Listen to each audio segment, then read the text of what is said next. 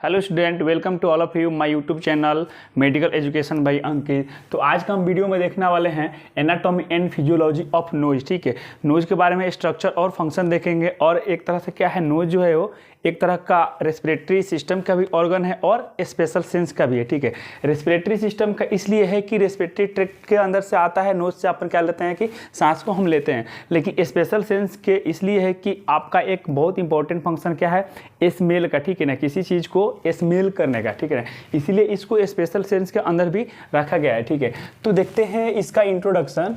The nose is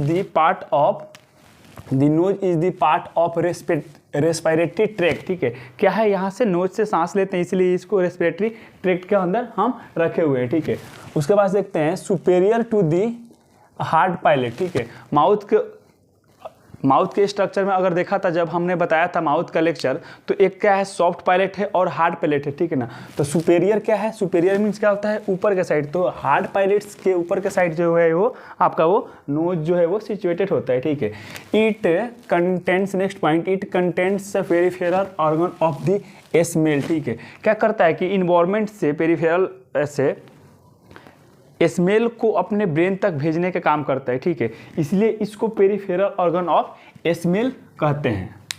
इसका अगर composition देखा जाए तो फर्स्ट पॉइंट है एक्सटर्नल नोज।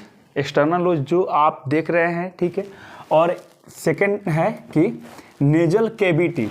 नेजल में आप देख रहे होंगे कि नोज में कुछ खाली जैसा दोनों तरफ से दिखता है, वो एक तरह से कैविटी बनाता है, जिसको हम नेजल कैविटी कहते हैं। ठीक है, तो नेजल कैविटी क्या होता है, The nasal cavity is the divided into right and left cavities divided by the nasal septum। ठीक है, जो अपन नोज की ये राइट साइड और लेफ्ट साइड में जो डिवाइडेड है, वो जो डिवाइड करता है दो पार्ट्स में, उसको बोलते हैं कि नेजल सेप्टम। और उसके जो अंदर एक कैविटी टाइप्स का जो दिखता है, उसको क्या बोलते हैं कि नेजल कैविटी बोलते हैं। ठीक है, तो ये इंट्रोडक्शन हो गया और उसका फंक्शन देखते हैं, पूरे नोज का फंक्शन देखते हैं। उसके बाद से स्मेल का फिजियोलॉजी देखेंगे कि कैसे होता है। ठीक है, तो फर्स्ट पॉइंट है यहाँ पे ऑल्फैक्शन, स्मेल।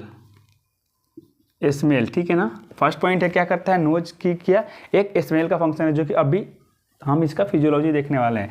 नेक्स्ट पॉइंट है रेस्पायरेशन। ठीक है, रेस्पायरेशन में आपको पता है कि हेल्प करता है नोज, क्योंकि रेस्पिरेटरी ट्रैक्ट का वो ऑर्गन है नोज, इसलिए रेस्पिरेटरी में सांस लेने में आपको हेल्प करता है।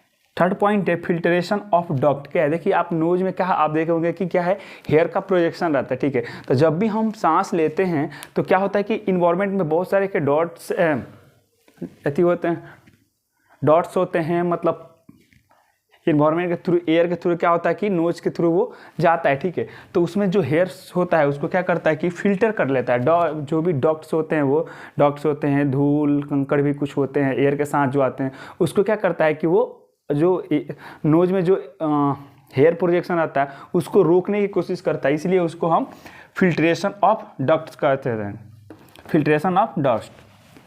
उसके बाद से फोर्थ पॉइंट है, फर्स्ट सेकेंड थर्ड हो गया, फोर्थ पॉइंट है ह्यूमिडिफिकेशन ऑफ इंस्पायर्ड एयर। ठीक है, आपको पता है कि नोज में क्या है, एक तरह से म्यूकस भी सिक्रेशन होता है। तो हम जब एयर लेते हैं तो एक तरह से क्या है, ह्यूमिडिफिकेशन मीन्स एक तरह का मॉइस्चरिंग प्रोवाइड करता है नोज। ठीक है, अगर मॉइस्चरिंग प्रोवाइड नहीं करेगा तो क्या होगा, नोज जो है वो ड्राई हो जाएगा, और ड्राई होने के बाद से क्या होगा कि आपको ब्रीथ लेने में आपको बहुत प्रॉब्लम आ सकती है। तो ठीक है, वहाँ पे एक तरह का ह्यूमिडिफिकेशन का भी फंक्शन करता है।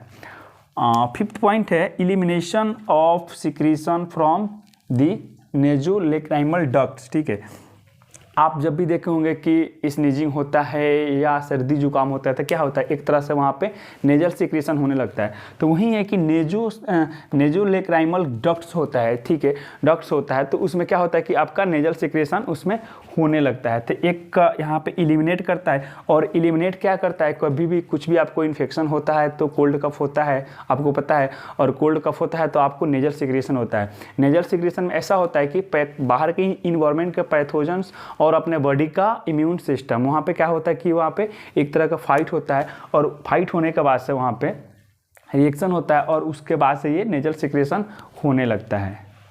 उसके बाद से सिक्स्थ पॉइंट है help in immune system nasal mucosa. ठीक है, इम्यून सिस्टम में भी हेल्प करता है। कैसे हेल्प करेगा, क्योंकि मान लीजिए कि नेजल में क्या है, कह के बात कर रहे हैं नेजल म्यूकोसा के बारे में। म्यूकस यहाँ पे नोज में प्रेजेंट होता है, ठीक है। और म्यूकस का जो सिक्रेशन होता है तो एक तरह का क्या है, फर्स्ट लाइन डिफेंस सिस्टम के अंदर आता है, ठीक है। फर्स्ट लाइन डिफेंस सिस्टम का जब भी हम ब्रीथ लेते हैं अगर नोज से तो क्या होगा कि कोई भी पैथोजन से एयर के थ्रू आ रहा है तो सबसे पहले जो म्यूकस सीक्रेट हो रहा है नोज में तो उसको क्या करेगा, वो अपने तरफ से खींच लेगा, उसको स्टिकी नेचर का होता है म्यूकस, ठीक है। तो उसमें जाके वो स्टिक हो जाएगा, चिपक जाएगा और वहाँ पे उसको किल करेगा। इसीलिए इसको इम्यून सिस्टम में भी कहते हैं और फर्स्ट लाइन डिफेंस भी इसको नोज को फर्स्ट लाइन डिफेंस में भी रखा गया है। नोज हो गया और माउथ हो गया और आई हो गया, ये सब क्या है कि ये फर्स्ट लाइन डिफेंस सिस्टम है। फर्स्ट लाइन इसलिए है कि अगर मान लीजिए नोज से एयर लेते हैं तो सबसे फर्स्ट टाइम में यहाँ पे बैक्टीरिया जो भी पैथोजन जाने की ट्राई करता है तो वहाँ पे किल करने के काम करता है। इसीलिए हम इसको 6 पॉइंट में इम्यून सिस्टम कहते हैं। नेक्स्ट पॉइंट है इसमें ऑल्फैक्टरी रिसेप्टर्स। पाथवे हम देख रहे हैं, स्मेल का पाथवे पूरा फिजियोलॉजी देख रहे हैं, ठीक है। तो इसमें क्या फर्स्ट में ऑल्फैक्टरी रिसेप्टर्स।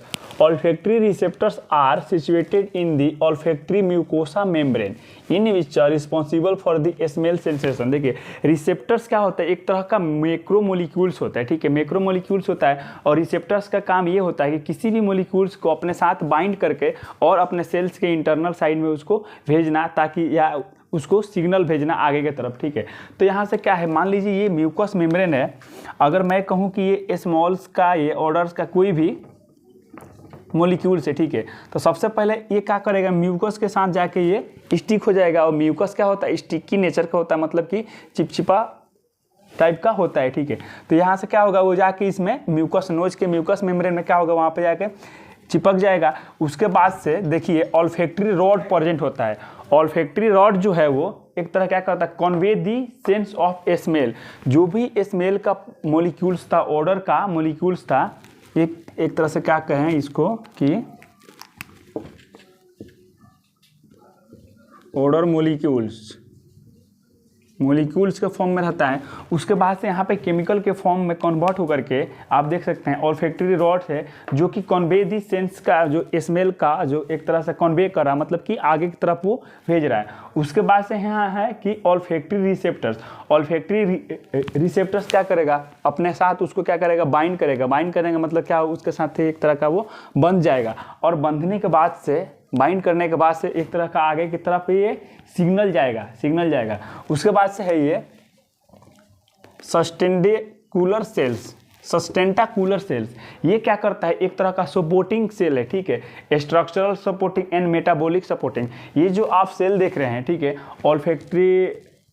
ऑल्फैक्टरी ट्रैक्ट का हो गया या ऑल्फैक्टरी रिसेप्टर्स का हो गया, तो ये एक सेल से मिलकर बना हुआ है। तो इस सेल्स के पास स्ट्रक्चरल और मेटाबॉलिक इसको नरिशमेंट प्रोवाइड करता है, न्यूट्रिएंट्स जो है वो प्रोवाइड करने का काम करता है।